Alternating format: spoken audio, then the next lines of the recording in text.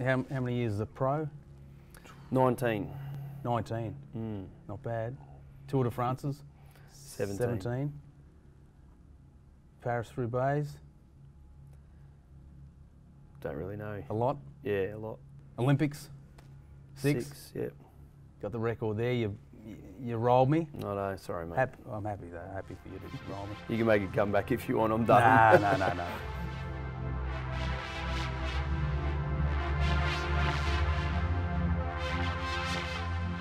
Stewie, welcome back to Adelaide Super-Drome, mate.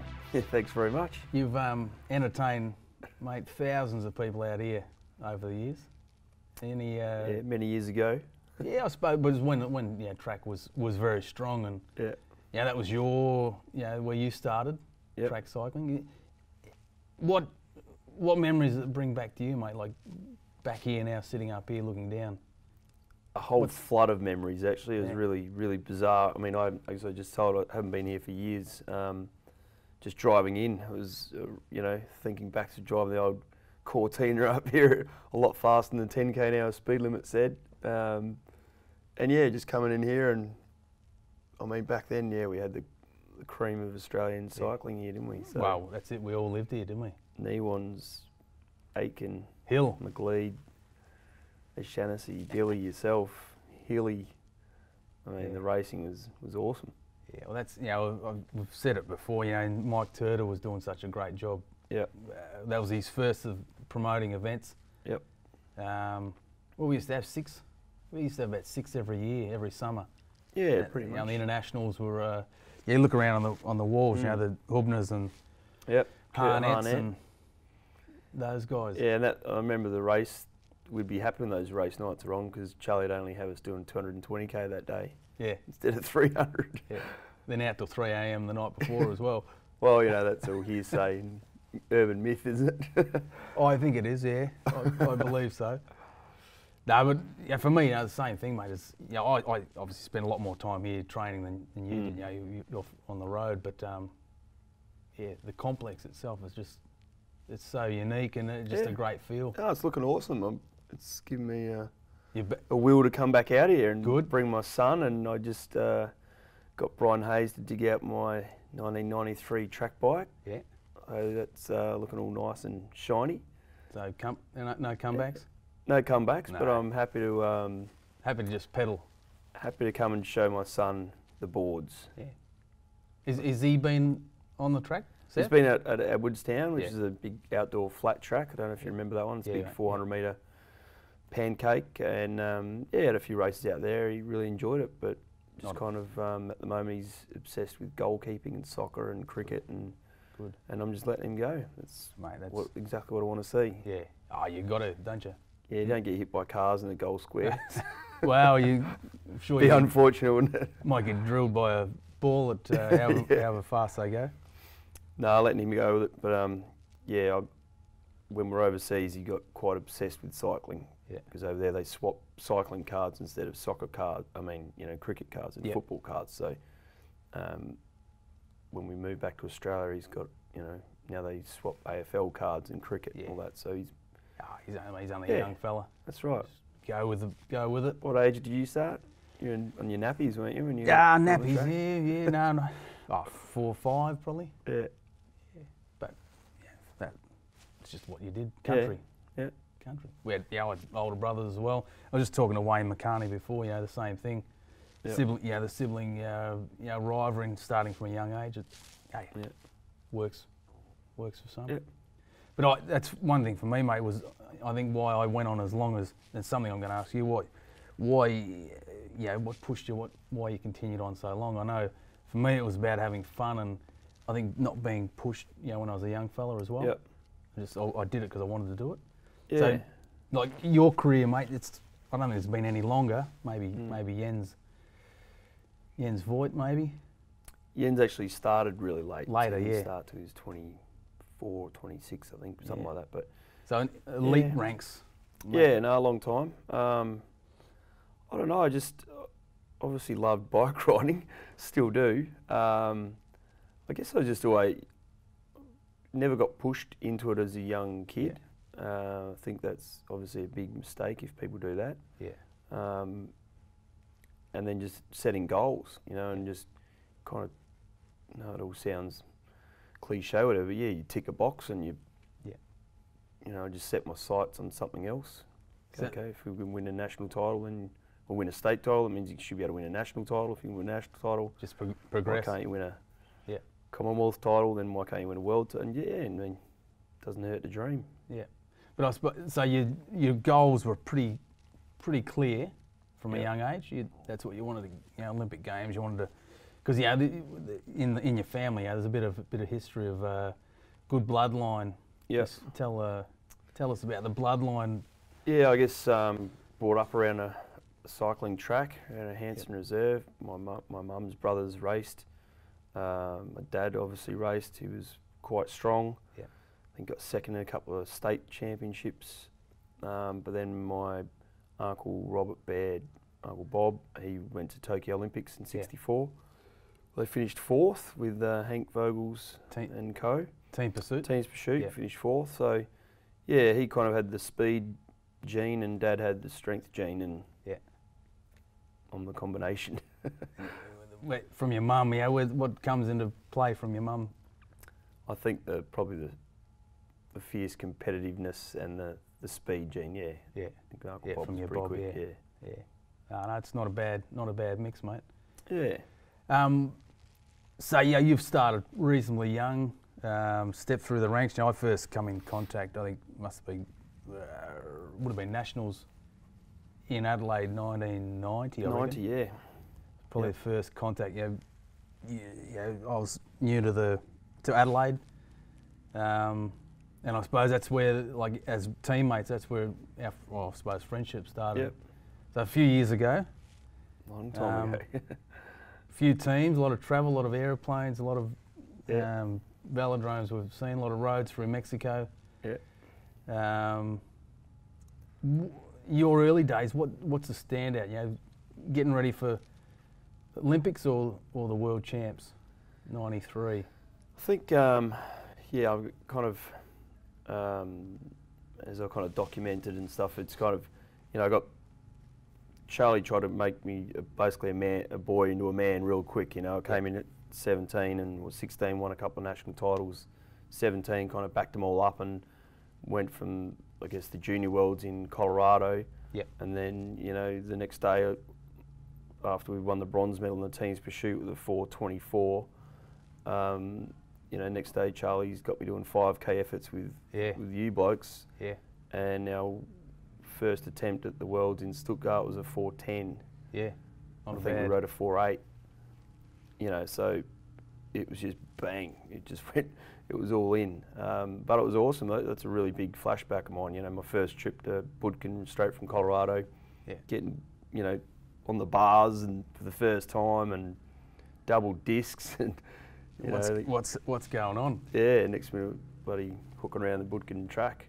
Yeah, well, just like, you know, people that don't know, like Budkin, a lot steeper and sharper than this track. Scarier. Yeah, no, really steep. 40, what's this, about 43 degrees? Budkin's at 46 or so? Yeah, I think something like that. Yeah. Yeah, I guess, just getting kind of thrown into it from a young age and then, kind of hanging on. So you reckon it was a matter of survival, those early days?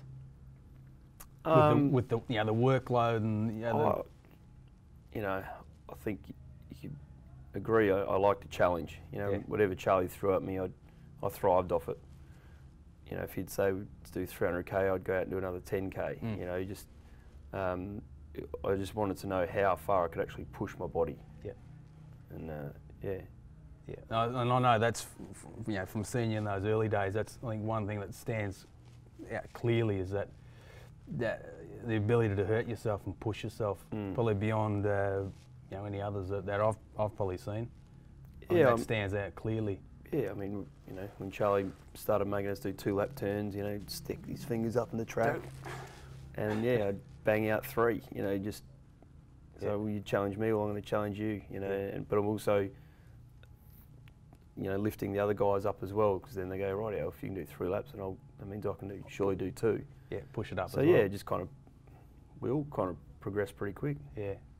Well, again, another, you know, from my early days, I think you like Stuart, yourself, Woodsy, Brad McGee, then Jerry, Newland and Hilly, like having that group, like surrounding with such talent. I know I fed off you blokes, without a doubt. Yeah, we pushed you as well, and as hard as you pushed yourself. Well, that's what I mean. So, I think that sort of era for me was a probably good learning curve. Surrounding yourself with good people. Yeah, you'd come out and do 260k rides in Mexico and turn around, and you're still there. You're like, Christ, we can't drop the kettle. Yeah, but I did hang on to the van a few times. Oh, don't tell me that, mate. You ruined the story. No, I didn't. But those days, we lived together 8 months. Yeah. 9 months of the year almost. Yep. In Butkin, in Colorado Springs. Where else? Mexico. Yeah. Yeah, Mexico's a big, big flashback for me. I mean, spending 5 weeks there, chasing dogs come banging out of the bush, whacking them with the old Zeffel pump. Yeah. The 300k rides, and people would be scattered over about 100k. At least. Waiting for Mike Keeley to rock up, or Mal Morris to rock up in the blue Volkswagen with some water. Good times, but it's certainly challenging. Yeah. But you look back on it now, and it was a big character builder. Well, that's it. That's what Charlie is about. Was building character, and you had to survive to. And that was one of his tests, though, wasn't it? Yeah. Get through it. Yeah. So going back, like your time, how many years as a pro? 19. 19. Not bad. Tour de France's? 17. Paris-Roubaix? Don't really know. A lot? Yeah, a lot.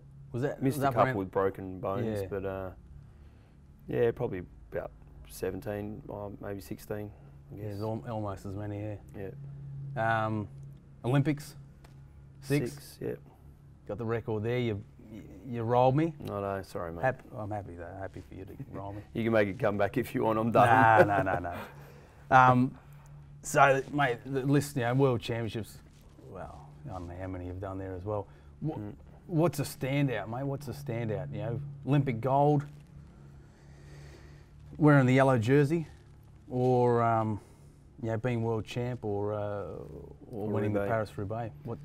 Yeah, it's really tough one, because it's the track and the road, it's chalk and cheese, obviously. For me, winning the Olympics was my dream as a kid. When I first started riding, when I was at school, all I wanted to do was go to the Olympics. Yep.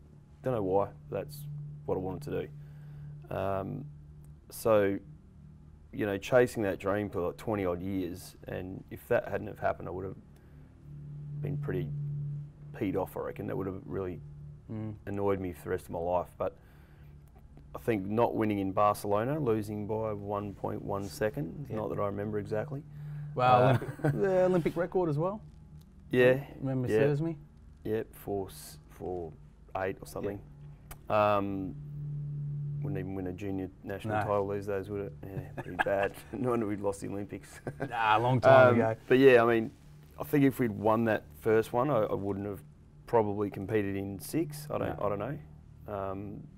But yeah, I kind of then swapped over to the road and did both a couple of times anyway. Yeah. So, but I was just chasing that eternal dream, I guess, that gold medal. And when that, so the emotion, I see a picture every now and then from when crossing the line, and even I can see in my face, it's like just relief. There's so many emotions coming out, but it's that's it. A lot of attempts, a lot of attempts at it, and a lot of failures. But the failures keep that fire burning. Yeah. But I can't say that that's any better than a Paris-Roubaix.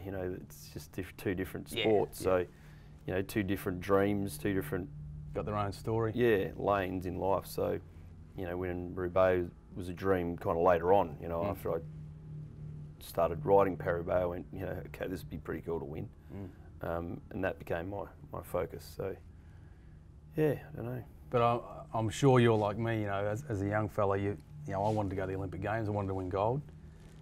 Kept going, kept trying, to get close. Close. But the pathway along the way, I'm sure it wasn't part of your plan that you wanted to go to 6 Olympics. when you're a young fella, or you wanted to ride? One, I would 17? have been pretty happy with one.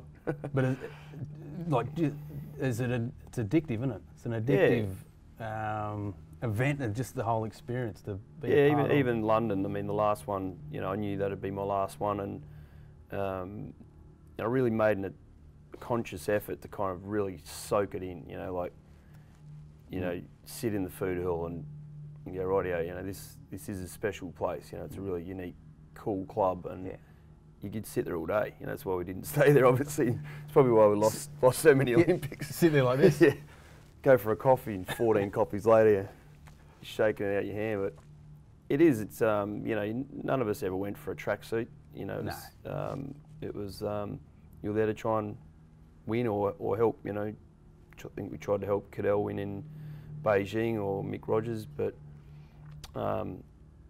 yeah, I mean, when you put on that skin suit or tracksuit, you get your Olympic kit, and you know, Laurie Lawrence came out and gave us a chat. We didn't stay in the village in London. We were out near the road course, and I remember when he came in and gave his you know, his spiel. Well, it's like bang, we're in the Olympics. You know, other than that, we were just at a hotel, kind of riding around in our team kit, and we didn't feel like, you know, we're at the Olympics, but we weren't in the Olympics. Yeah, you know, when you hear Laurie Lawrence talk, that's mate, still gives me goosebumps. Yeah, really motivating, and just puts you, you know, you focus. You're like, rightio, let's do this. Yeah, no, it's great. Yeah, it's good place. Well, it is, and it is. You know, for me, I found it just okay. You can't get that feeling anywhere else. No. I haven't been able to since. Just and you'd hope you couldn't really, could you? That's what makes it so unique, I guess. Almost so special. Yeah. Yeah. So, mate, so along the way, like, you look at all those, you know, events, years that you've Tour de France, World Champs, Olympics, injuries you've had. You've had your fair share of injuries, mate. I don't probably know too many more guys that have come back from, you know, broken ribs and fractured skulls and vertebrae and like that the resilience and toughness there to bounce back from that, but like your goals, resetting them. Take us through what your mindset was, how you managed to bounce back. Yeah, it's just totally mind over matter. You know, you crash, you get up, or, you know, busted collarbone or ribs or whatever. Straight away I'm thinking, okay, I'm out for the next couple of weeks, probably, you know, a month racing, but refocus, bang. You need straight away, you know, no point. I mean, obviously the hours after you're in the hurt locker and all the rest of it, depending on what you've busted up, but you know, even the big crash I had in 07, you know, where that was 8 ribs, 3 vertebrae, punctured lung, both shoulder blades, both collarbones, fractured skull, you know, blood clot, all the rest of it. You know, when I came out of my haze, you know, I remember even then saying, because the team came to visit me, and I said, you know, just put me in the Vuelta, you know, Tour of Spain team now, you know, give me 3 months and I'll be... It was 3 months, really? Yeah. But I didn't do the Vuelta, but I came to Australia and rode the Sun Tour. Yeah. But you're already just switching your mind. It's easy to say, but it's quite hard to do when you're in hospital and you just screwed your whole season. And you know, I was in the form of my life. I just won Roubaix, and I just climbed over the top of a mountain in the first 30. I was pretty happy. And next minute you're getting helicoptered off, you know, in a chopper. So yeah, I just used to give myself an objective. Didn't matter if it was unreasonable or doable, but it was just switching your mind focus into, let's just refocus, you know, start thinking positive. Because laying in hospital going, oh man, I'm dead, I'm never going to ride again. I didn't want to ever go out like that. I got asked that quite a bit as I got older. You know, it's just, you know, I think I did a punctured a lung and a collarbone and second last year, and you know, everyone's going, rightio, surely that's it. And I'm like, no way, man. No chance am I going out. You know, you don't, easy to fade away, but no, I wanted it. Didn't want it to end like that. No, not lying in the hospital bed. Not good. So, okay, you have all those breaks and all that. Like, what do you reckon was the hardest one to come back from? Hardest injuries, or hardest crash, or that you had? Oh look, so much has happened. Yeah. Crashes, broken bones are manageable. They repair. It's just you whack a screw in, and mate, I had a screw in or a skewer put in one of them, and I was riding 2 days later. Just on the ergo, but was capable of just connected a harness up to the roof, and it kind of took the weight off. Just keep your legs turning. It wasn't, you're not training, but again, it's just mind over matter. Yeah, just keeping active. Yeah, keeping active.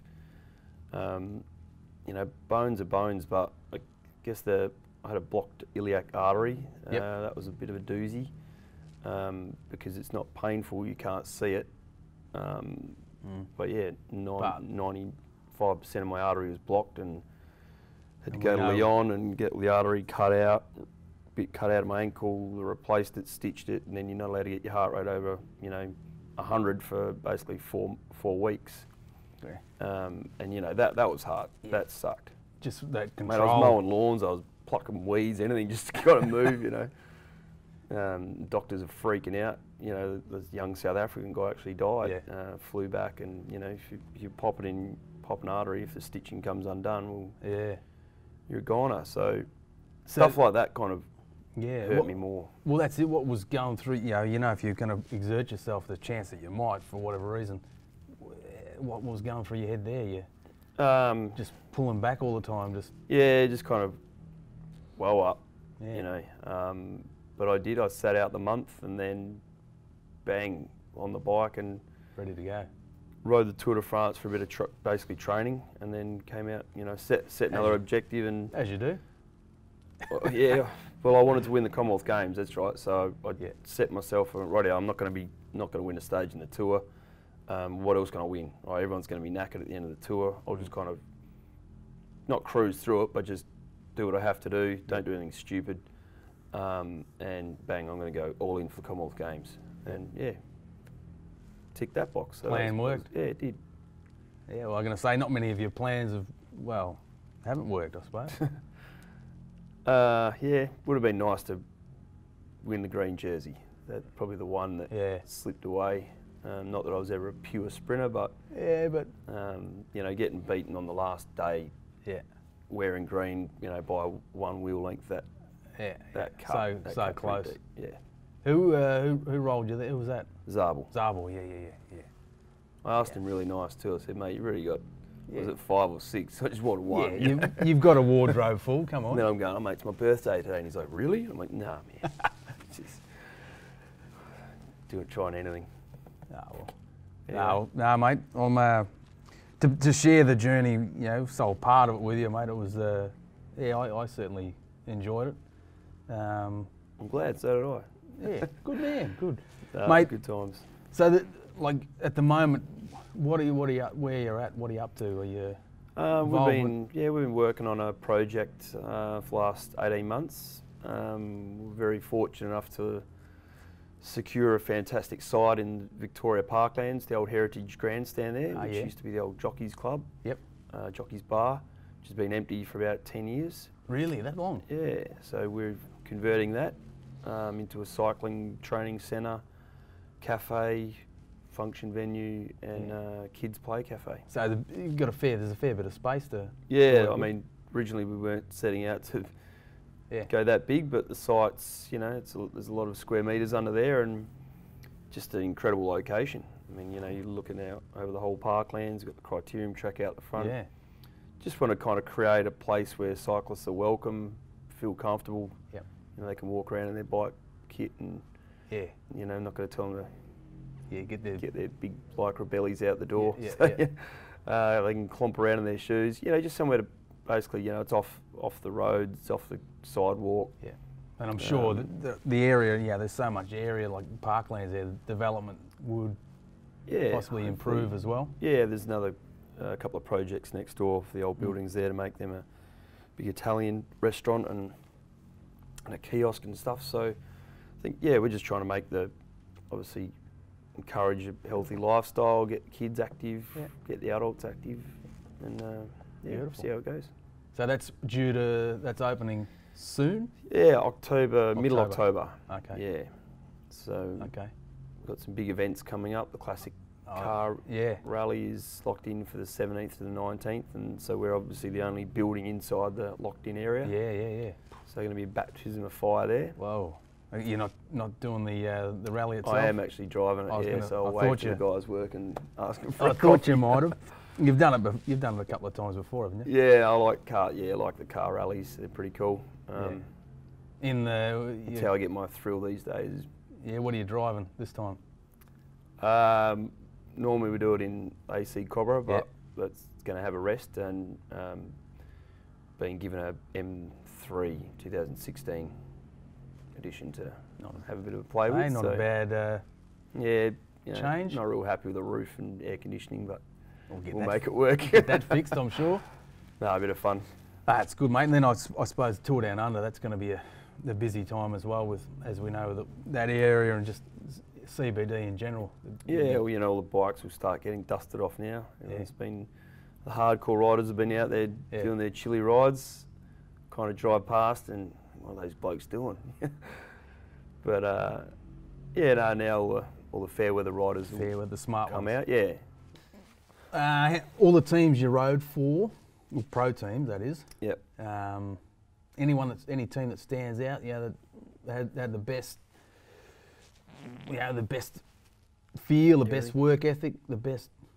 Yeah, I mean, one stands out by a mile, and that's Bjorn Rees with CSC. I mean, I was always in the French team from the start, and everything's good. You got nice truck, nice bus, and good equipment, nice clothes, and you're doing all the big races.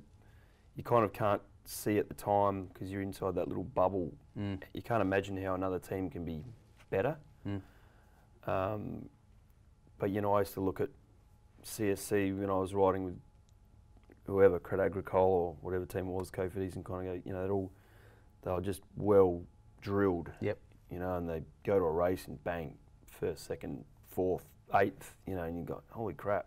Yeah. I'll be up there on my own trying to beat my French teammates.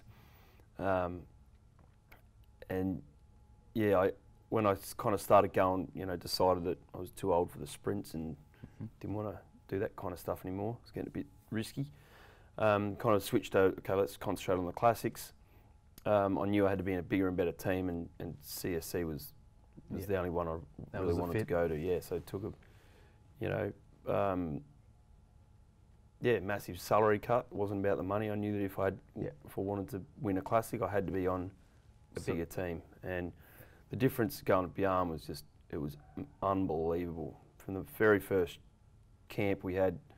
I remember you telling me about the camp. Yeah, I mean the survival camps. I mean, we never really spoke much about them, or didn't put much. Don't put any of that in the book. It was just too many stories. But was that about like leadership and survival? Yeah, I mean it was a few more full gas. I mean, we got taken out by the Danish military's highest guys. They're like commandos. Yeah, we got one each group. So we'd fly over from Australia. It was normally like 40 degrees. Fly up to Norway or Denmark. About minus 30 one year when we landed. Luke Roberts and myself. Yeah. I remember going into Rundle Street and buying all this thermal kit, and these ladies like looking at me, where the hell are you going? Especially Norway. middle of summer. Yeah. And so already jet lagged. Bjorn would do a big introduction, and just straight away, we spoke English. Massive. You don't realise how much you miss English until you don't speak it. Just always being around French and just a different culture. But yeah, these survival camps, man, they'd keep us up. I remember the first night. So Luke and I already had mad jet lag, like absolutely creeping. It was dark at 3 in the afternoon because we were so high up. And Bjorn said, rightio, 8 o'clock tonight, guys, we're bowling. Only one condition. You can only drink beer and eat pizza. Oh, yeah? Like, no water. If I catch you drinking water or Coke, you get a fine. And I was thinking, this is some kind of joke or what. Your coach normally doesn't say that. Yeah, I'm thinking, what the hell? I knew this was a good team, man, but you've just got up a few ranks. And, you know, but I was actually so tired of, you know, snuck a few Cokes in and you know, actually pulled out of the bowling and just started walking out of the hall to go to bed, and next minute the SWAT guys come running in. Oh, really? You got half an hour to get your stuff packed, you know, out on the jetty. You know, half an hour later we're standing out in the jetty in pitch black and minus whatever it was, 20 degrees. Boarded a boat, you know, we went out inside the boat, big old wooden ship, and we just sailed for like 3-4 hours in the middle of the night, just freezing, mate, you know, hiding under your backpack, trying to keep out the wind, no food, had to carry our own drum of water, you know, 3 days. That was it? Just got given challenges, never knew what was coming. And so your sleep patterns were... Sleep on the dirt, yeah, didn't matter, man. Yeah, no, I think we got given, after a day and a half, we got given some hot soup and I think a pack of like raisins and nuts, and then the leader of the team, you got split up and they're just testing you. You know, they gave me like a block of chocolate, and you know, you had to divide that up between the 20 guys you were with and girls, bus drivers, secretaries, everyone. You know, the people from administration, the mechanics. And I'm telling you, man, at the end of those days, you knew everyone a whole lot better, you know, and it was awesome. It was a brilliant thing to do. So I'm sure, you know, you talk about those guys, I'm sure there were people that really struggled and really tough. Yeah. So it was about you helping. Yeah, you go back and help them out. And yeah, mate, we were carrying the backpacks of our bus driver, who wasn't the healthiest human on the planet. You know, quite a big guy, and you know, we're literally pushing him up the hills. You know, he'd get a little bit more chocolate, and you know, he'd get one little more square, maybe. Yeah, full gas. So, yeah, one guy flipped out and had to fly him out. Just lost it after a couple of nights. Really? One of the staff guys. But yeah, it was a real push to the limits. Mate. Oh. So those early days you're talking about with Charlie, you know, challenging you and character building, nothing like that, but that would have certainly helped. Yeah, no, it was. Again, I loved it. Besides the walking bit, I hate walking, but yeah, I mean, being out there and that kind of stuff was pretty cool. You know, one night on another camp, they did the same thing, woke us up in the middle of the night, drove us in trucks, army trucks, dropped us off in the middle of Denmark, and the commandos come up and said, right, start running, the dogs are coming in a minute. Really? If we catch you, like we had to start running, and then they said, if we catch you, we're going to walk you, you have to drive you back to the base, which is about 10k, and then start again. Oh. And we're thinking, yeah, right. You know, everyone's just kind of staggering off across this field. Next minute, buddy, his car pulls up, dogs belting out the back, mate. Run. Pew! That was it, another few days out in the bush. And they were running behind us with, you know, obviously blanks out of machine guns, and they had grenades. Yeah, grenade, light, flash bomb, whatever they are. So there's just stuff going on. Yeah, hiding in people's barns, like just running through people's houses. It didn't matter, you know, but you had to stay together. Again, it was all about never leaving anyone behind. Teamwork. Yeah, teamwork. Yeah. Wow. So that was fun. Yeah. I feel like I want to do it. Well, we did have a team bonding camp, I do remember there. Many years ago, mate, we were very young. 91, lead up to Barcelona. Oh, yeah. Skiing. Falls Creek. Yeah. There was no commandos. Well, but it was, that was pretty full on. Yeah. It was about a week. Yeah, there was, yep. We had AIS kit on, and none of us could ski to save ourselves. Nope. We had thought we were like the Australian team. So we had all the kit on. Wow, we were going. Until we came down in snowballs and breaking poles. Well, that was the only way to stop, wasn't it? Just lay it down. We just hit a tree. I do remember that. That was an experience itself. Yeah. So, but working with Bjarne, like then next team was. I guess just to finish off, I kind of got sidetrack with the survival stories, but yeah, the whole reason, I just want to make it clear, I guess, the reason why it was so professional, was organised, everyone knew their role in the team. Yep. You know, you had a room full of legends, you know, Ulick, Voigt, you know, it was just sustrate, it was just endless. Every rider there was a hitter.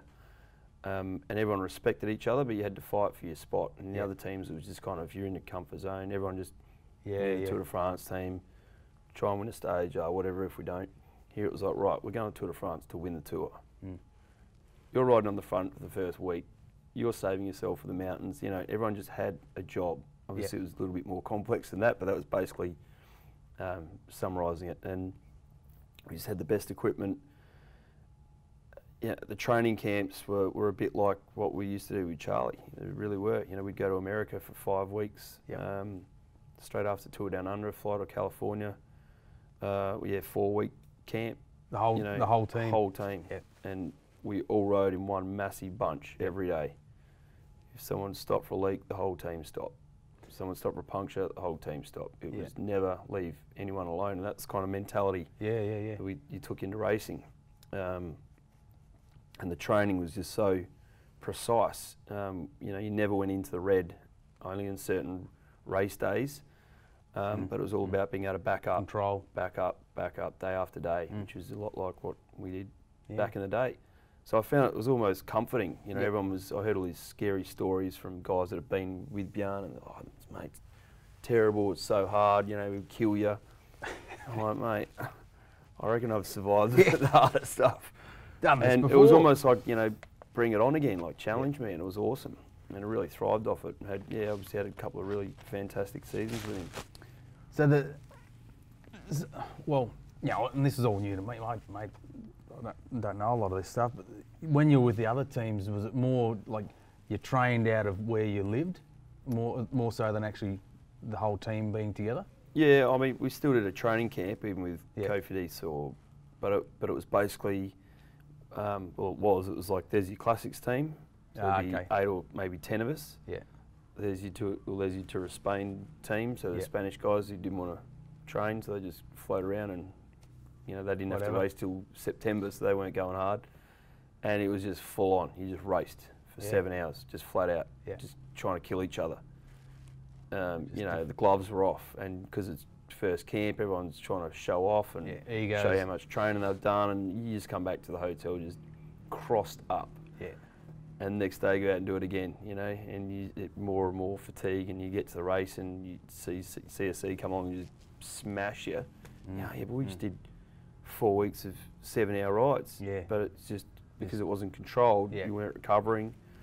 So yeah, Björn definitely just brought that little bit of science into it. And, you know, obviously then it was all power training. It was, I mean, nowadays it's all stock standard, but back in 2005, 6 it wasn't. Early days, So that, like, you know, one thing I've sort of seen the last few years is that sports science is really pushing. I know on the track scene, you know, you got your cycling coaches, but a lot of the sports scientists are the ones that are directing the track. They are the coaches. Yep.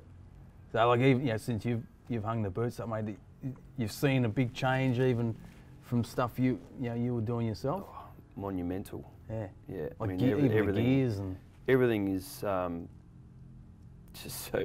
Well, there's just so much more data. Yeah. You know, everything's data. Everything's analysed. Every training ride is analysed, which, to be honest, I'm not a massive fan of.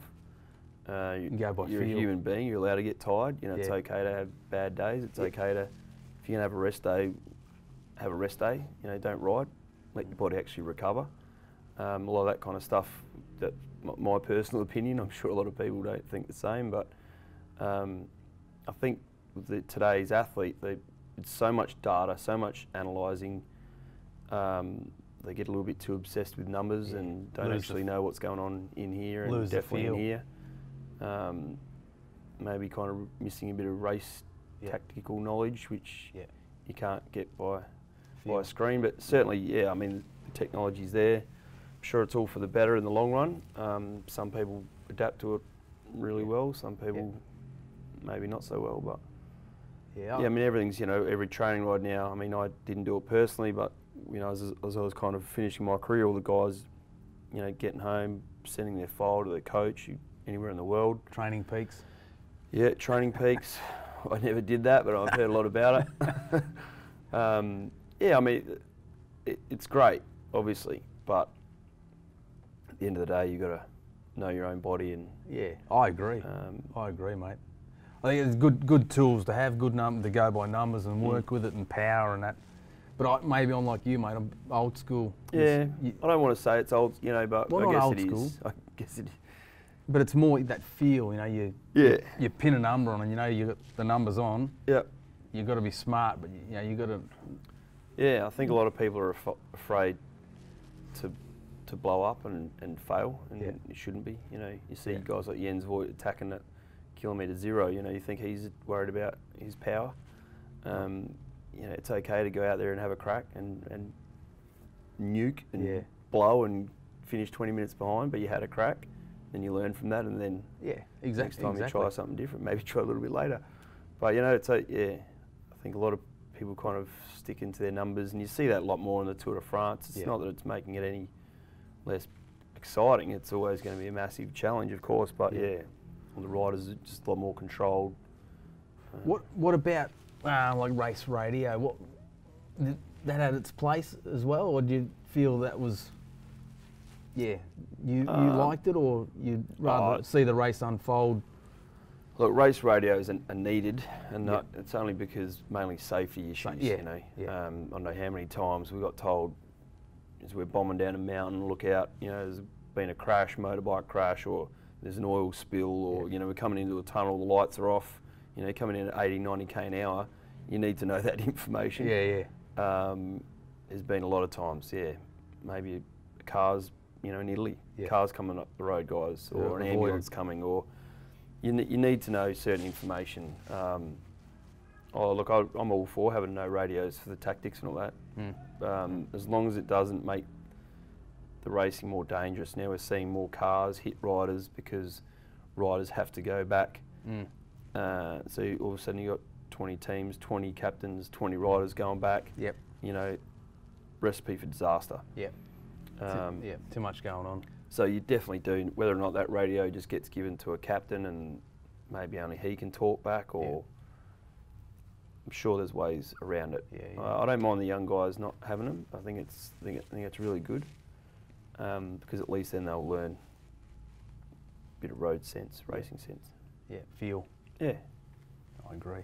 Tactics. Mate, I'm just sorry, I'm going backwards and forwards there. I keep thinking back to when you won the gold in Athens with Brownie, and because I think you'd come straight out of the Tour de France. Yep. That was pretty all your prep. Yeah, rode the road race at the Olympics, and then flew back to Toulouse so I could train. Yeah, you did a bit of track prep. A day, a couple of days, a day, couple of half-hour sessions. But that's what I'm getting to is, like, I still remember just how you were 10 steps ahead of everyone else on the track.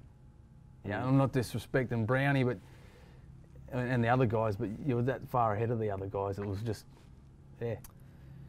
incredible. It was a massive roll of the dice, that whole campaign, or whatever you want to call it, project. I'll never forget sitting at a coffee shop. I was doing 150k behind the motorbike.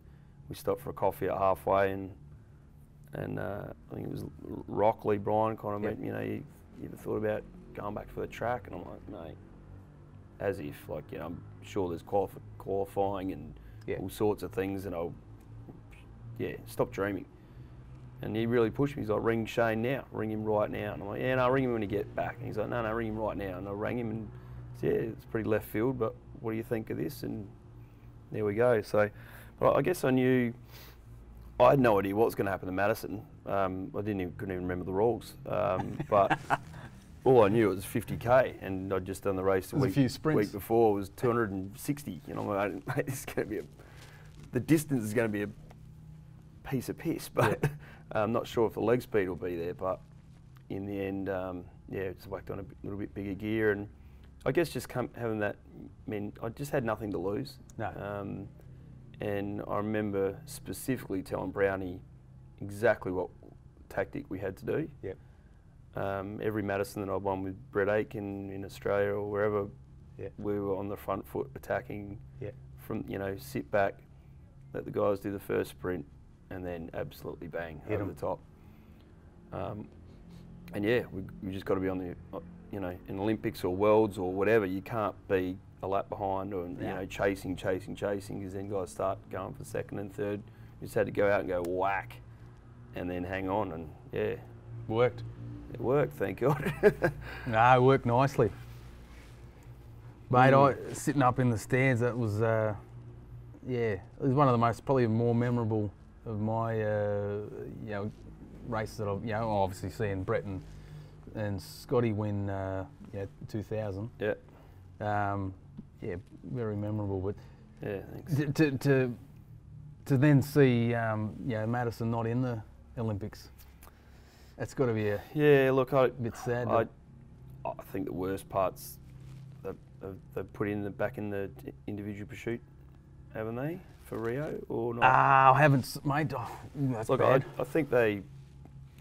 Not I sure. don't know what they're thinking with the track. I think it's ridiculous that they took out the kilo and the individual pursuit. I mean, they're the two blue ribbon events and always kind of have been. You know, just this chopping events, and you know, they shouldn't put the Madison at all. You know, if they're just going to put it in and take it out, it's pointless. You know, this Omnium thing. I mean, I'm with you know, it's just put the best riders at the best events and be done with it. If that means another event goes, I mean, you know, swimming, we see them doing 4 by 100 metres with one eye shut and doing 15 different events, and you know, we can't have 6 events or whatever it is. No, I agree. It's a bit hard, I think. So, well, that's and for me, the kilo not being in there, okay, you know, I'd had a good crack at it, but just the history and that, that you know, Dunk Gray, Russell Mockridge, you know, the history, and then the 1K's out of it, and saying, Madison, you know, 2 gold medals, it's no, it's sad to see, obviously from Australia's point of view, but you know, I feel more for, you know, guys like yourself who that was your event. You know, it's what you were put on the planet to do, and it was a great event. Everyone loved it, and then bang, they rip it out. It's like, well, one chance. Can you run that past me again? Why? It just doesn't make sense. No, and they didn't really give an excuse why. It just don't want it in there. Anyway, you can't dwell on the past, mate. No.